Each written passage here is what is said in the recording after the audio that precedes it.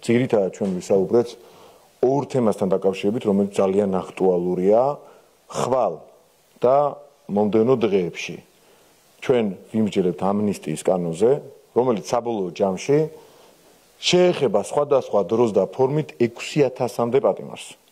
აქედან 1000-ზე მეტი ამნისტიის ძალაში შესვლისთანავე დატოვებს საპატიმროს, ხოლო 5000 პატიმარი დატოვებს ეტაპობრივად სხვადასხვა დროს.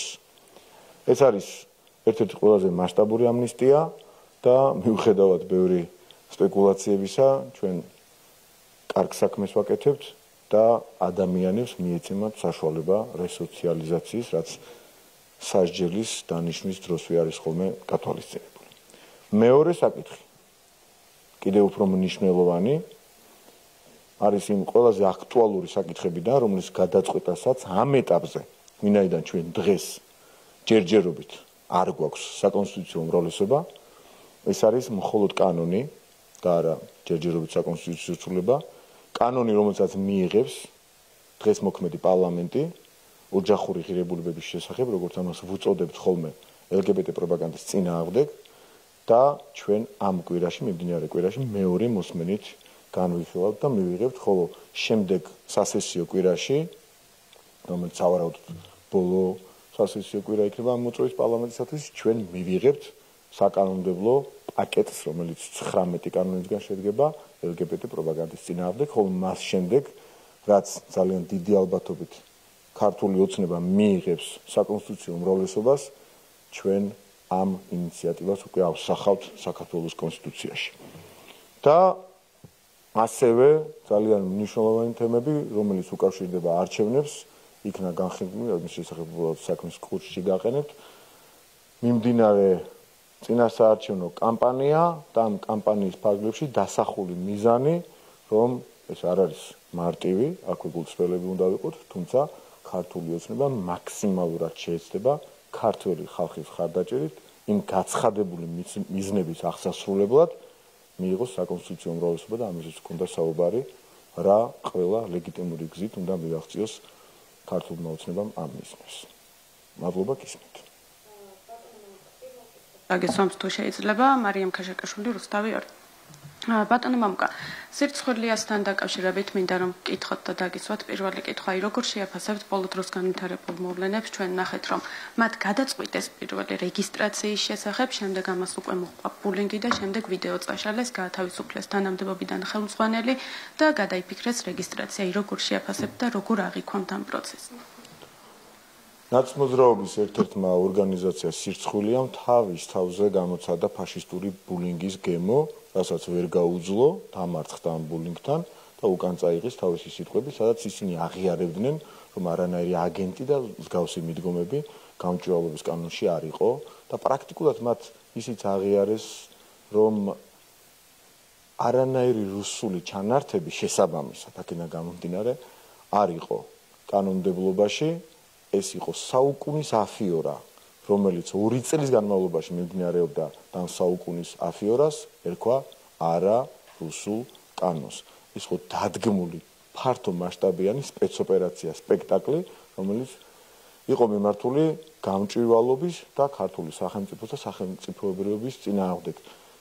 და უხეში ტერმინი უნდა გამოვიყენო ყველასთვის და ყველასთან უბრალოდ ძალიან დიდი ბოდიში იურიდიული კომიტეტის ახალგაზრდა პროფესიონალმა იურისტებმა ყველა ადამიანს, რომელიც რუსულ კანონს უწოდებდა სპეკულაციურად და განზრახ, თავზე გადაახიეს თავისი სარჩელი. უკაცრავად კიდევ ერთხელ ამ გამოთქმისთვის ჩვენ ვნახეთ სამდღიანი პროცესი, როდესაც მაღალ პროფესიულ დონეზე იურიდიული კომიტეტის აპარატის იურისტებმა მთელი პასუხისმგებლობით ვამბობ. ყველა კომპონენტში მოუგეს პროცესი ნაცმოძრაობის სხვადასხვა წარმომადგენელს, მათ შორის ზოგი იწოდება NGO-თ, ზოგი იწოდება ჟურნალისტად და შემდეგ საერთო ჯამში ეს იყო უსამშობლოთა სარჩელი და საჩივარი საქართველოს წინააღმდეგ, რომელიც პირწმინდად მოიგეს ახალგაზრდა თაობის პროფესიონალმა იურისტებმა. არასამთავრობო ორგანიზაციების და მედიის რეგისტრაციის ვადები დღეს გამოიწურა. აი როგორ აფასებთ ამ დროისთვის შექმნილ ვითარებას? 1%-მა გაიარა მხოლოდ რეგისტრაცია. ამაზე დიდი ბინძურიდან და თან ტყუილიც არ არსებობს. რატომ? ისინი ითვლიან 30,000-დან. 30,000 NGO საქართველოში არ არსებობს, ეს მხოლოდ ფურცელზე. როგორც შეპესეების რაოდენობა არის 100,000 რიგ შემთხვევაში ესე მოიხსენებენ ან 10,000 შეიძლება მეშლებოდეს, არ ვიცი ზუსტად. ასევეა 30,000 NGO საქართველოში ფურცელზე. რეალურად მოქმედი NGO არის რამდენიმე ათასი და აქედან გაცილებით მცირე ნაწილი შედარებით ამ რიცხვთან მოქმედ NGO-ებთან დაკავშირებით ვამბობ, არის ისეთი, რომელიც 20%-ზე მეტ დაფინანსებას იღებს უცხოეთიდან. შესაბამისად 1% არის ძალიან დიდი ტყუილი. იგივე ლოგიკით ჩვენ შეგვიძლია ვთქვათ, რომ სარჩელი წარადგინა მხოლოდ 0,5%-მა, ან თუ 0,4 იყო, აღარ მახსოვს ზუსტად. აპროტესტდა სულ 1,5 თუ 2%. ასეთი მარტივი ფეიკი საზოგადოებას არ უნდა აკადრო და არ უნდა შესთავაზო. როგორც კი ვინმე იტყვის, რომ 1% არის ხოლმე დარეგისტრირებული, იმ წუთასვე უნდა უთხრათ, რომ აპროტესტდა მხოლოდ 1,5% და 98.5% არ აპროტესტებდა. ამიტომ რეალობა მდგომარეობს შემდეგში. როდესაც ჩვენ გავიგებთ ზუსტ რაოდენობას, რამდენი მოქმედი რეალურად და არაფურცელზე არსებული, ფორმალურად არსებული მოქმედი NGO-ა საქართველოში და აქედან რამდენი იღებს 20% მეტ დაფინანსებას უცხოეთიდან, ანუ მას ევალება რეესტრში რეგისტრაცია, აქედან დათვალონ შემდეგ პროცენტები და რამდენჯერად 1% იტყვიან თავის თავს ლუსტრირებას გაუკეთებენ, რომ ისინი არიან მატყუარები. აი ვინც არ დარეგისტრირდა ამ შემთხვევაში რა მიზანი აქვთ? ვინც არ დარეგისტრირდა, მათ აქვთ გაუმჭვირვალობის მიზანი. მოკლედ და ყოველგვარი სედმეტი შეფასებების გარეშე. ფულის, ქვეყნის საწინააღმდეგო ფულის დამალვის მიზანი, ეს მიზანი ჰქონდათ, როდესაც ისინი იბრძოდნენ ყველანაირი არა მორალურად უბრალოდ გაუმართავი მეთოდებით საქართველოს წინააღმდეგ და გამჭვირვალობის კანონის წინააღმდეგ. დემოკრატიის ფესტივალთან დაკავშირებით მინდა რომ დაგისვათ ასევე კითხვა დემოკრატიის ფესტივალთან დაკავშირებული ღონისძიებები ვიცით რომ ჩაიშალა.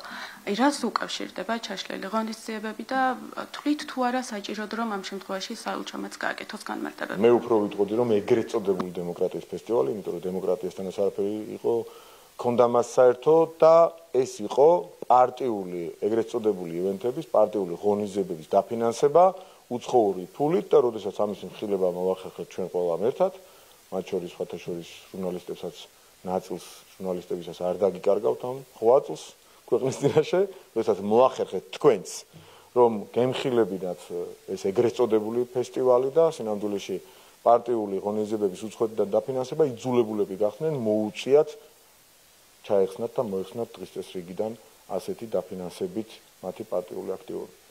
საკონსტიტუციო სასამართლოში განვითარებულ მოვლენებთან დაკავშირებით მექნება ბოლო კითხვა, აი როგორ შეაფასებთ ენათ მეცნიერსაც მოვუსმინეთ, ამ შემთხვევაში გერმანელი ავტორების მოსაზრებებიც იყო გაჟღერებული, გარკვეულ უზუსტობებსაც შეიცავდა ეს მოსაზრებები.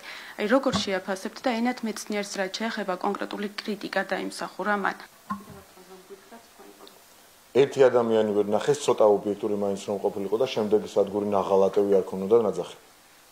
აი ესეთი ერთი ოდნავ ობიექტური ადამიანის კი ვერ ნახეს მთლიანად ნაცების ტრენდში და მათი ერთ-ერთი სპიკერი წარმოადგენს მათ ობიექტურ ექსპერტად, რა თქმა უნდა, ბჭყალებში, საკონსტიტუციო სასამართლოში და ესეც მხილებული იქნა და ბუნებრივია ყველაფერს თავის სახით დაერქვა აქაც.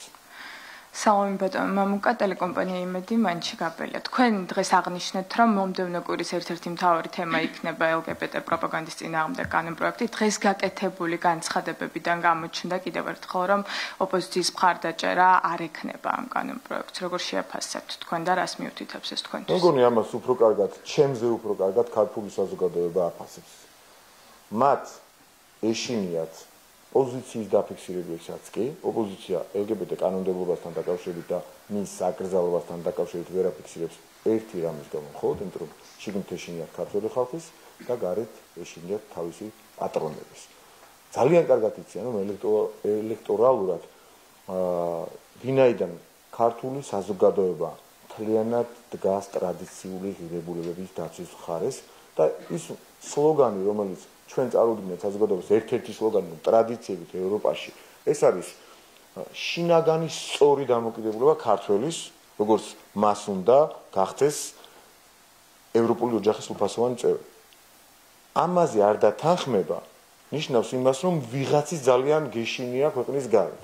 ანუ მათ ეშინია თავიანთი პატრონების, თავიანთი დაფინანსებლების, ესე იგი ისინი ამის წინააღმდეგები არიან, თორემ მათ რომ მისცენ უფლება გარედან, რომ ამას დაეთანხმონ, საარჩევნო მიზნებისთვის თუნდაც, დროებით თუნდაც ამის უფლებასაც კი არ აძლევენ. ისინი იმ წამსვე იტყოდნენ, რომ დიახ, ჩვენ ამ ინიციატივას ვერთდებით, მაგრამ ამასაც კი ვერ ბედავენ, წარმოიდგინეთ. არათუ რეალურად დათანხმებას. იმასაც კი ვერ ბედავენ, რომ საარჩევნო მიზნებისთვისაც კი დროებით პენსიაზე მაგალითად ხო რას ამბობენ? ხო ზუსტად იციან, რომ რასაც უნდა იმას იტყვენ, ხანდასაც მე მიგვის ხოლმე უფრო მეც რატო არ ამბობენ პენსიაზე მაგალითად, რომ თქვან 2000-5000 ევრო მაგალითად, რა მიდის მაგალითად. არჩევნებს მაინც ვერ იგებდნენ, დაპირებად დაჭირდა, ხო? აი ასეთ ტყუილსაც კი ვერ ბედავენ, იმიტომ რომ ასეთ დათანხმებასაც კი უგრძელავენ თავიანთი პატრონები. კიდევ ერთი კითხვა მექნება მართლმადიდებლობაზე და მართლმადიდებლურ ეკლესიაზე კონსტიტუციურ ჩანაწერზე მამა გიორგი ზვიადაძემ აღნიშნა, რომ ჰქონდა თქვენთან შეხვედრა ნაყოფიერი თქვენთან და პრემიერთან და საპატრიარქო მხარს უჭერს, რატომ დადგა დღის წესრიგში ეს ჩანაწერი შესწორების საკითხით და რა ჩაიწერება ქვეყნის მთავარკანონში? ის საკითხები, რომელიც ძალიან აქტუალური გახდა ბოლო პერიოდის განმავლობაში, ერთმანეთიდან დამოუკიდებელი არ არის, ის მინდა რომ კარგად იცოდეს ყველა. მათ შორის, როდესაც ეღან თქვენ კითხვა დამისვით LGBT პროპაგანდის აკრძალვაზე ამ საკითხიდანაც დაკავშირებულია მათ შორის ეკლესიის საკითხი, იმიტომ რომ ეკლესია დღეს ძალიან მყარად დგას სიმართლის, ტრადიციული ღირებულებების დაცვის მხარეს და ჩვენი რელიგია ყოველთვის ამ სწორი პოზიციის ავანგარდში იყო და ჩვენი ეკლესია შესაბამისად.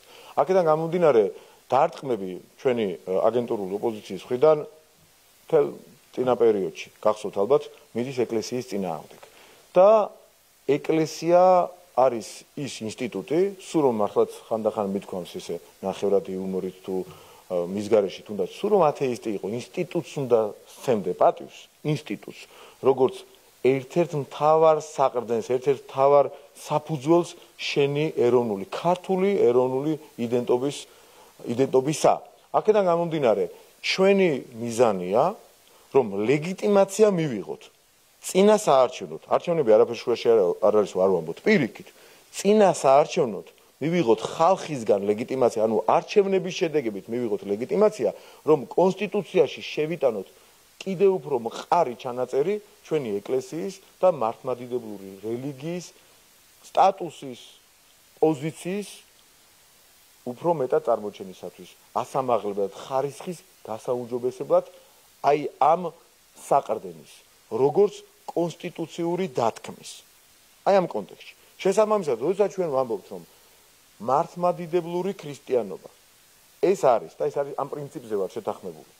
ეს არის ქართული სახელმწიფოს თვითმყოფადობის საყრდენი და ამავე დროს ჩვენი შეხვედრების დროს საპატრიარქოს წარმომადგენლებთან ძალიან კარგი იდეა წარმოიშვა და ბატონმა ბიძინამ ესეც გაახმოვანა ჩვენს ბოლო შეხვედრაზე.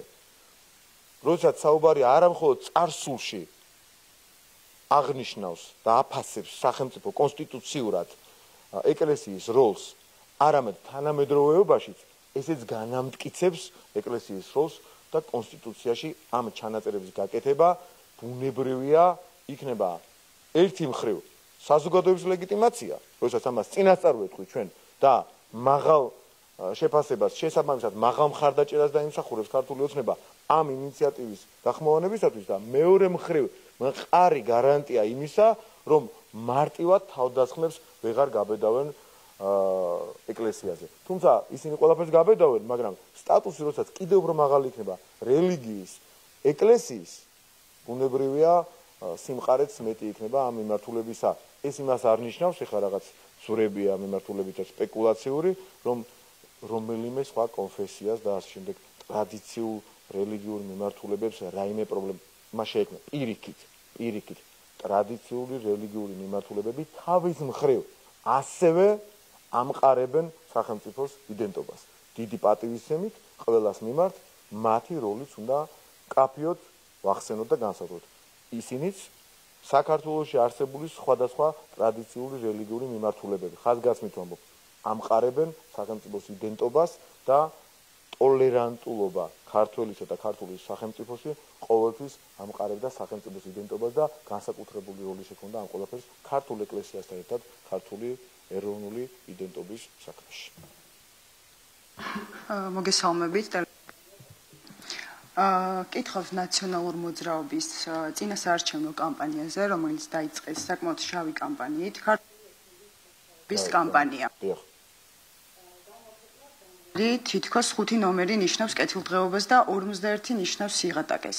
შემდეგ კი ეს ბანერი დააკორექტირეს და ტრაფარეტებს მიმართულებები შეუცვალეს. რას ფიქრობთ ამ შავი კამპანიის, რომელიც ზიზღით ახსავსეა კამპანიის კვალობაზე, რომელიც დაიწყო სწორედ ნაციონალურმა მოძრაობამ? რამდენიმე პუნქტიანი პასუხი უნდა გაცეთ. პირველი, არსებობს ესეთი ლეგენდა ნაცნობრაობის შესახებ, ის პიარში მაგრები არიან. და პირველი კამპანია და ზიზღის კამპანია და ანტირეკლამა დაიწყეს იმით, რომ ის არის ნაცნობრაობის საკუთარი ბანერის, ის არის მიმართეს წარსულისკენ, მარცხენა მხარეს და მარჯვნივ ქართული ოცნების. ეს სწორი მიდგომა იყო, ქვეცნობიერმა თავის იქნა.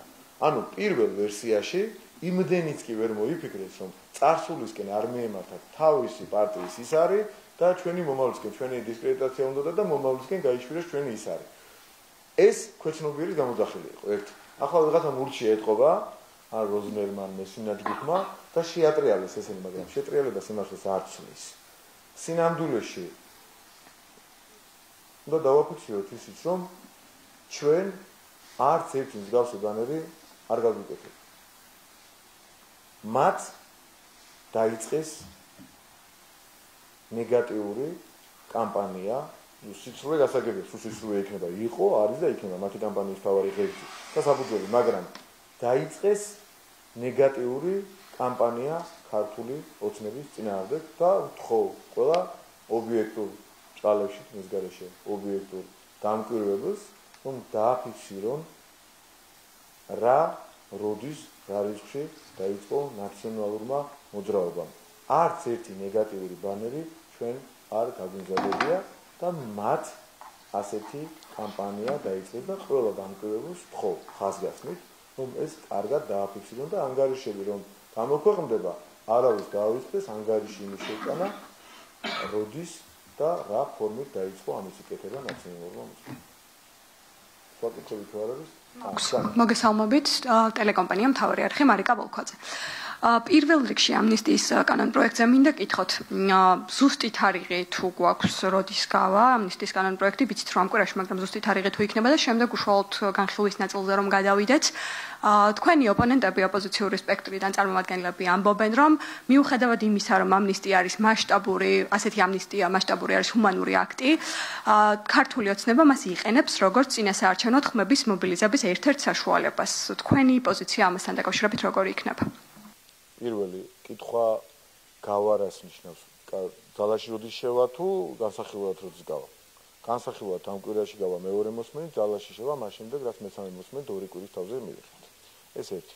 რაც შეეხება წინასაარჩევნო გამოყენებას, ისინი თვითონ თქვენ როდესაც თქვენი კოლეგები აცხადებენ ხოლმე თქვენი ეთერის მეშვეობით, ესე იგი ამნისტიის კანონს იღებენ ხმების მობილიზებისათვის, ის გათავისუფლდება და მათი ოჯახის წევრებს 1000 ადამიანი გათავისუფლდება, შემდეგ ეტაპზე გათავისუფლდება არასაარჩევნოდ, არჩევნების შემდეგ მოუწევს დაახლოებით 5000-მდე, ოღონდ ეტაპობრივად სხვადასხვა დროს.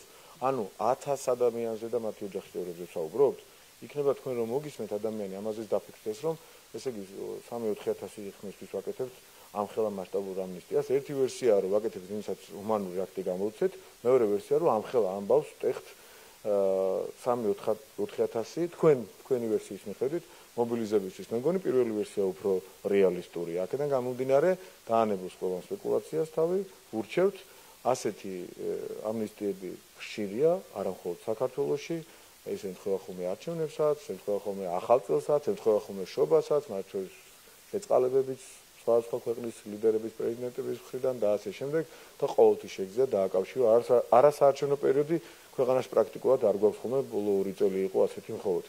და თუ ჩვენ ახლა ამას არჩევნებს დავაკავშირებთ, მაშინ ყოველთვის შეგიძლიათ ამის ლაპარაკი. თუმცა ორ ვერსიას შორის რომ 3-4000 ხმისთვის როგორც თქვენ ამბობთ პრაქტიკულად თუ ჰუმანური აქტის გამოცემისათვის, საზოგადოებამ გადაწყვიტოს მილიონზე გაცილებით მეტი ხმა რომ უნდა მიიღოს ქართულმა ოცნებამ, იქ ამ ხელმამბავის შეტეხვა ღირდა თუ არა 3-4 ხმად. ანუ პირველი ვერსია უფრო სარწმუნოა. დღეს ჩატარდა საერთაშორისო კონფერენცია, სადაც დასავლელი პარტნიორები, დიპლომატები იყვნენ მიწვეული და მათ განიხილეს და შეაფასეს ქართული ოცნების მიერ განხორციელებული ბოლო ნაბიჯები. მე მათ პოზიციას ვამბობ, ქართული ოცნების ნაბიჯები მათ მიერ შეფასდა როგორც პრორუსული, კონკრეტულად მოიაზრებენ რუსული კანონის მიღებას, ოპოზიციური პარტიების გაუქმებას, მაგალითად რომ ციტირება მოვახდინო ევროპარლამენტარმა რასა იუკნევიჩაინემ აღნიშნა, რომ თქვენი პრორუსული ნაბიჯებით ხდება ქვეყნის პუტინიზაცია. მათ ისაუბრეს აგრეთვე იმაზე, რომ ქართული ოცნების ბედიც და ქართულ ოცნებასთან ერთად საქართველოს ბედიც გადაწყდება და დამოკიდებულია იმაზე, თუ როგორ გარემოში ჩატარდება არჩევნები. თქვენი შეფასება უბრალოდ ამასთან დაკავშირებით რა იქნება თქვენი პასუხი? ვინც რუსულს ეძახის ჩვენს მიერ გაკეთებულ რომელიმე საქმეს ყველა მატყუარა. ვინც არ უნდა იყოს ეს იქნება ევროპარლამენტარი. თუ ნებისმიერი სხვა ადამიანი ყველა არის მატყუარა, ვინც ამას აკეთებს და დავალებების მიმცემების თუ აღსრულებლების საქმეს ემსახურება მისი თითოეული სიტყვა. ეს ქალბატონი რასა იქნება, თუ სხვა იქნება, ყველა იტყუება. სამწუხაროდ ჩვენ პირდაპირ გაჭრი და ყოველგვარი მოკიბის გარეშე ამის თქმა გვიწევს, ძალიან აქვს სიამოვნებს ამის ლაპარაკი, მაგრამ დავიმახსოვროთ. როდესაც ქართულს ყველაფერს ეძახიან რუსულს, როდესაც ქართულ კანონებს ეძახიან რუსულს, ეროვნულ ნაბიჯებს განსაკუთრებით ეძახიან რუსულს, ეს არის წმინდა აგენტურული ნარატივი. ჩვენ შეგვიძლია მეორენაირადაც დავატრიალოთ ეს ამბავი. თუ გვინდა ამოვიცნოთ, ნახევრად ხუმრობით, მაგრამ რეალურადაც მართლა ასე წეგანძელის არ იყოს, ჭეშმარიტი ნაცი. ანუ ამაში მე ომის პარტიის ადგილობრივ და გარე წარმოადგენლებსაც გულისხმობ. უნდა დააკვირდეთ, ეძახის თუ არა ეს ადამიანი ქართულს, რუსულს. თუ არ ეძახის, თლად ნაცი არ არის. თლად აგენტი არ არის. თლად დავალების მიმცემი აგენტებზე, ჩვენ ადგილობრივ აგენტებზე არ არის. თუ ეძახის რუსულს, ის არის მხოლოდ და მხოლოდ ჭეშმარიტი აგენტი და ჭეშმარიტი ნაცი. აწი უნდა დაიმახსოვროს ჩვენმა მაყურებელმა, მოდი პირდაპირ თქვათ, მოკიბის გარეშე. თუ ქართულს ეძახიან კანონს, ხელისუფლებას, არჩევანს, ამომრჩეველს, ნაკეთებს საქმეს, ეროვნულს, რუსულს, ეს ადამიანები არიან მხოლოდ და მხოლოდ ჭეშმარიტი ნაცები. დანარჩენის мотивация შეგვიძლია გამიგო.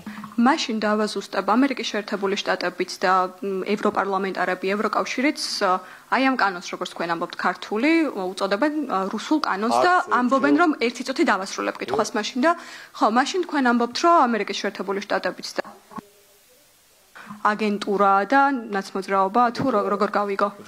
აგენტურას და აგენტების პატრონებს ერთმანეთში ნუაურებთ ახლა თქვენ და მე ვლაპარაკობთ ამერიკის შეერთებულ შტატებში და ევროკავშირზე. ჩვენ ბევრჯერ ვთქვით, რომ როგორც ასეთი მაგალითად, როდესაც ვსაუბრობთ გლობალური ომის პარტიაზე, კიდევ ერთხელ და თქვენს ეთერში არც ერთხელ რამდენჯერ 1-2 ჯერ გაგეპარათ. რატო არ ხდება მე ესეთი რიტორიკული კითხვა მაქვს, მე თქვენ კითხვას არ გიბრუნებთ. რატომ ხდება, რომ როდესაც მე და ჩვენ ვამბობთ, რომ გლობალური ომის პარტიაში ჩვენ არ გულისხმობთ როგორც ასეთი ამერიკის შეერთებულ შტატებს და ევროკავშირს, თქვენს ეთერებში ეს არ ხდება და შემდეგ ხდება თქვენი ტყუილი ნარატივი, რომ ისინი ეძახიან გლობალური ომის პარტიას, ამერიკის შეერთებულ შტატებს და ევროკავშირს. ჩვენ ვამბობთ, რომ არა, პირიქით არ გულისხმობთ, თქვენ ამბობთ, რომ კი ეძახიან და ჩვენ არ ვეძახით და თქვენ ჩვენს მაგალითად რატო ლაპარაკობთ, რატო ატყუებთ საზოგადოებას, ეს ერთი.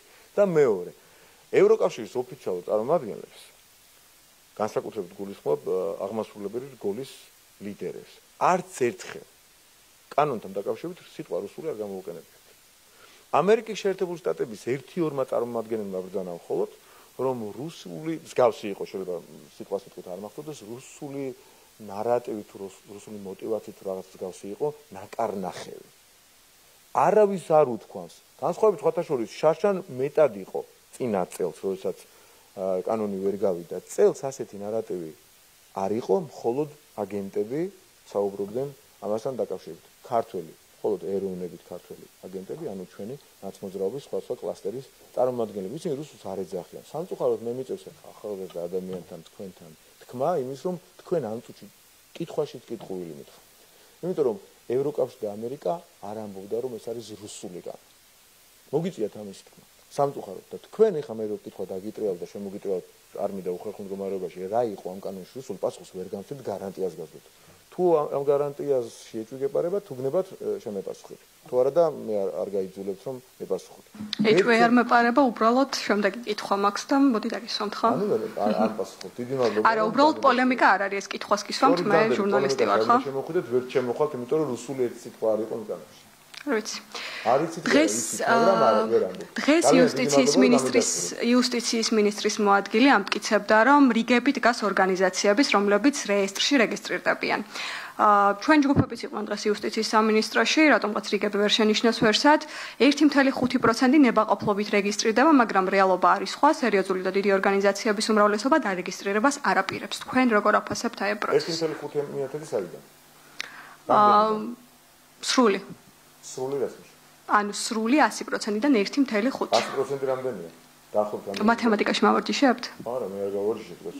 მათემატიკაში ავარჯიშებ ტყუილებს მთელ საქართველოს, თქვენ დამიტო გეკითხებით. ხო და პოზიცია მაინტერესებს თქვენი ამასთან დაკავშირებით. რამდენი ისი თქვენ 30,000-დან 1.5% გამოდის, კი, მაგრამ 30,000 არ არის, ეს არის ტყუილი და არის მხოლოდ ფურცელზე არსებული ორგანიზაცია. აქედან ორი ფილტრია. ნახეთ თქვენ სად იტყუებით, ეს გონიათ რომ ამაში ხალხი ვერ გარიქვა. 30,000 არის მხოლოდ ფურცელზე, რეალურად არის გაცილებით და რადიკალურად ნაკლები და იმ გაცილებით და რადიკალურად ნაკლებიდან დრამატულად ნაკლები რეალურად არსებული, პრაქტიკულად არსებული ორგანიზაციებიდან 20%-ზე მეტის მიმღები არის კიდევ უფრო ნაკლები ამ რეალურად არსებულებიდან. ანუ 30,000-დან მე ციფრი ნამდვილად არ ვიცი ამ წუთას, ამას სხვათა შორის ამ კანონის ამოქმედების შემდეგ უფრო დეტალურად გავიგებ და მათ შორის ამისათვისაც არის საჭირო ზუსტი ციფრი დავადგინოთ. 30,000-დან გაცილებით ცოტა არის, რომელიც არსებობს, რეალურად მუშაობს და ამ რეალურად მომუშავე NGO-ებიდან ასევე გაცილებით ცოტა, რომელსაც 20%-ზე მეტი აქვს უცხოეთიდან. აქედან რამდენი პროცენტია? შეიძლება იყოს 9, შეიძლება იყოს 60, ან 10, არ ვიცით არავინ. როდესაც ეს კანონი საბოლოოდ ამოქმედდება და პრაქტიკულ გავლენას იქონიებს ყოფაცხოვრებაზე, NGO-ების, ჩვენ დავადგენთ ზუსტ რაოდენობას, რამდენია მათ შორის პროცენტულობასაც და 1.5 არის ტყუილი. იგივე ლოგიკით, ეღანაც უპასუხეთ არ მომისმინეთ როგორც ჩანს, იგივე ლოგიკით 1.5% აპროტესტებდა მხოლოდ, ასეა? თუ თქვენი 1.5 სწორია, მაშინ 1.5% აპროტესტებდა მხოლოდ, ამაში მეთანხმებით. მადლობა. და ბოლო კითხვა საკონსტიტუციო სასამართლოში აგენტების შესახებ კანონის განხილვა მიმდინარეობს, უბრალოდ რომ გითხრათ თქვენი მოლოდინები როგორია, როგორ იქნება გადაწყვეტილება? შეიძლება დამე კონკრეტულად კითხვა რა კანონზე საუბრობთ? აგენტების შესახებ კანონი მე არ ვიცი რომელია. არც რუსული კანონი ვიცი რომელია, თქვენ რაღაცებს შეეძახით, ვიცით, მაგრამ აგენტების კანონი არ არსებობს საქართველოში. აბა რა კანონის განხილვა მიმდინარეობს ახლა საკონსტიტუციო სასამართლოში? კარგი, იყოს გამჭვირვალობის კანონი. იყოს არა არის. გისმენთ, მოლოდინი როგორია? გამჭვირვალობის კანონზე მეკითხებით? გამჭვირვალობის კანონზე გეკითხებით, იგივე რუსულზე აგენტების კანონზე. არ არსებობს რუსული აგენტების კანონი. გამჭვირვალობის კანონი გიპასუხეთ. არსებობს. რატო თქვენ დაარქვით ხო?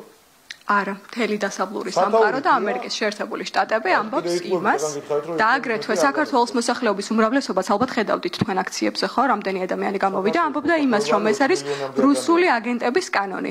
გისმენთ, გამჭვირვალობის კანონის შესახებ მიმდინარეობს განხილვა სასამართლოში, როგორია თქვენი მოლოდინები? მადლობა. კარგი, რუსული კანონი არ არსებობს იტყუებით, აგენტების კანონი არ არსებობს ამასაც იტყუებით, რაც შეეხება გამჭვირვალობის კანონს, იურიდიული კომიტეტის ახალგაზრდა, წეგანაც უპასუხე, იურიდიული კომიტეტის ახალგაზრდა და ძალიან პროფესიონალმა იურისტებმა 1%-იც კი არ დატოვეს სივრცე თქვენი ამგვარი სპეკულაციისთვის, იმდენად პროფესიონალურ დონეზე დაუმტკიცეს ყველას კიდევ ერთხელ, რომ დიდი სიბინძურია რუსულის წოდებაც, აგენტების კანონის წოდებაც და ერთი არგუმენტიც კი არ არსებობს საიმისოდ, რომ ვინმემ სპეკულაცია მოახერხოს ამ კანონზე. მათ შორის მე-11 მუხთან დაკავშირებით ხო თვეების განმავლობაში ხალხს ატყუებდით თქვენ თავარი არხიდან, რა ქვია, TV პირველიდან და ასე შემდეგ, რომ ეს იყო დისკრიმინაცია სხვა ორგანიზაციებთან შედარებით თუ რაღაცას ამტკიცებდით მსგავს, მაგრამ მე-11 თანასწორუფლებიანობა ირღვეოდა თითქოს უბრალოდ. მე-11 მუხთან დაკავშირებით სარჩელი თავად გაიწვიეს, ხო ასე იყო? თავად გაიწვიეს უკან სარჩელი. იმდენად უსუსური არგუმენტები ქონდა. სხვა ეგონათ რომ იყო ცოტა მყარი და იქაც საბოლოოდ პოლიტიკური სპეკულაციის გარდა არგუმენტები ვერ წარმოადგენს. მხოლოდ დარჩა პოლიტიკური სპეკულაცია, ჩასულები იყვნენ რომ პოლიტიკური მესიჯები ესროლათ, ტალახი ესროლათ ხელისუფლებისთვის, იქ ყოფი მხარისათვის ვერ მოახერხეს ვერც ერთი ვერც მეორე და უკაცრავად კიდევ ერთხელ ამ უხეში გამოთქმის. იმ ახალგაზრდა ძალიან პროფესიონალ ადამიანმა თავზე გადაახიეს თავისი სარჩელი 3 დღე უყურებდით ამ ყველაფერს პირდაპირ ეთერში. ხა მეტი რა უნდა ეკნათ? წარმოიდგინეთ, ერთი არგუმენტიც კი არ დაუტოვეს და როდესაც ასეთ ერთი დიდი გამოცდილება და პრაქტიკა იმ ადამიანებს შეიძლება არ ქონდეთ, მაგრამ აქვს სიმართლე და უდიდესი პროფესიონალიზმი. და თქვენ წარმოიდგინეთ 10 და 20 წლის მერე ამ ადამიანებისგან შეიძლება ჩვენ მივიღოთ, რა ვიცი, ისეთი ხალხი, რომლებსაც პრაქტიკა რო დაემატებათ, არათუ ასეთ არგუმენტებს მათ შეეძლებათ, რა ვიცი, ბევრზე კიდევ უფრო მეტი რაც მოახდინეს რეალურად საბჭოება მოახდინა და როდესაც ესეთი ასე ვთქვათ პროფესიონალი ხარ და შეურაცხყოფას გაყენებენ მხოლოდ პოლიტიკური არგუმენტებით, უკვე იქ ყველაფერი ჩანს.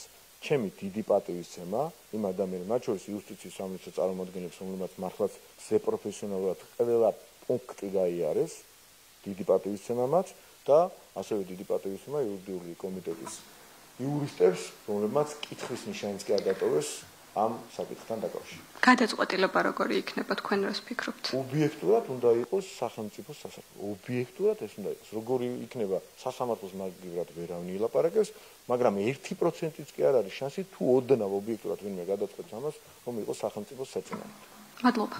დიდი მადლობა, ვისარგებლებ შემთხვევით და კიდევ ერთხელ გადავუხდი წეღან. აღარ დავამთავრე, მადლობას გადავუხდი საპატრიარქოს თითოეულ წარმომადგენელს. უწმინდეს იმისათვის, რომ ჩვენ ისტორიული შედეგი შეიძლება დავდოთ, როდესაც კონსტიტუციაში შევიტანთ ცვლილებას, სადაც ეკლესიის როლი და მართლმადიდებლური ქრისტიანობის როლი კიდევ უფრო გამყარდება.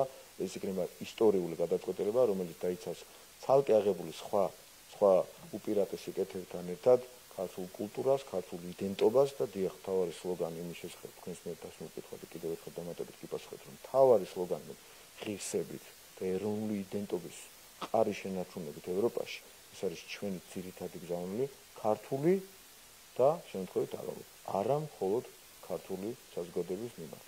ქართველი არასდროს შეეგუება იმას, რომ საქართველოში გადაწყვეტილებები მიიღებოდეს გარედან.